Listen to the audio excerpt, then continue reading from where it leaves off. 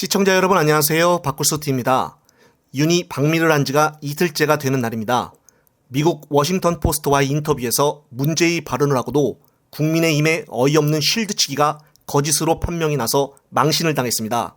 그리고 외교 방문만 하면은 지지율이 하락한다는 이유가 바로 윤의 발언 때문인데요. 심지어 오죽하면은 윤을 쉴드 쳐주는 조선일보마저 비판을 하겠습니까? 조선일보에 따르면은 윤의 외교 언어에 대해 숙고해 볼 필요가 있다면서 외교 언어가 때로는 모호하거나 원론적인 것은 상대국과 국제사회는 물론 국민을 만족시켜야 하는 중간지대에 있어야 하기 때문이다라고 꼬집었습니다. 그러면서 이는 서로 상충하는 경우가 많다며 성공한 정상들은 절제된 언어를 이용을 하여 불필요한 논란을 피해왔다고 글을 올렸습니다.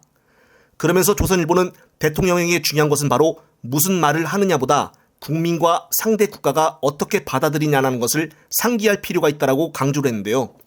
그런 점에서 윤이 워싱턴 포스트 인터뷰에서 100년 전 일을 가지고 일본에 무조건 무릎을 꿇어라는 것은 받아들일 수가 없다라고 말한 문장은 문제 소지가 크다고 비판을 했습니다. 그러면서 한국에는 윤과 같이 생각하는 사람도 많겠지만 아닌 사람도 그만큼 많다고 말하며 특히 받아들일 수 없다라는 것은 한국 대통령이 할 표현이 아니다라고 꼬집었습니다. 따라서 민주당이 일본 총리의 말인 줄 착각했다라고 비판한 것은 일리가 있다라고도 손을 들어주었는데요. 그러면서 조선은 윤에 대해서 직격탄을 쐈는데요. 바로 윤이 너무 말을 많이 한다는 것입니다. 말이 많다라는 것은 그만큼 사고 소지도 크다라며 이제는 대통령이 말을 줄이고 실천을 할 때다라고 꼬집었는데요. 그러면서 하고 싶은 말이 있어도 한번 걸러서 정제되겠으면 좋겠다라고 충고를 했습니다. 네, 맞는 말입니다. 윤은 말동무가 없어서 이렇게 말이 많은 것일까요? 정말 오죽하면은 조선일보가 이 정도로 나서서 이렇게 윤을 비판하는 글을 올리겠습니까? 하지만 여기서 끝이 아니었습니다. 바로 동아일보에서도 윤에게 직격탄을 쐈는데요. 동아일보에 따르면은 윤의 발언은 언제까지나 과거사에 얽매여 한일 관계 개선을 외면할 수는 없다는 취지에서 나온 말이지만은 정제되지 않은 표현으로 또다시 거센 논란을 불렀다라고 비판했습니다. 여기서도 정제란 표현이 나옵니다. 그러면서 특히 일본의 부끄러운 과거사에 대한 우리의 사과 요구를 지나치게 단순화 극단화하면서 무릎 꿇어라 같은 억지 주장을 수용할 수 없다라는 식의 화법은 당장 야당으로부터도 그게 과연 우리 대통령의 발언이냐는 비판을 받기에 충분하다고 꼬집었습니다.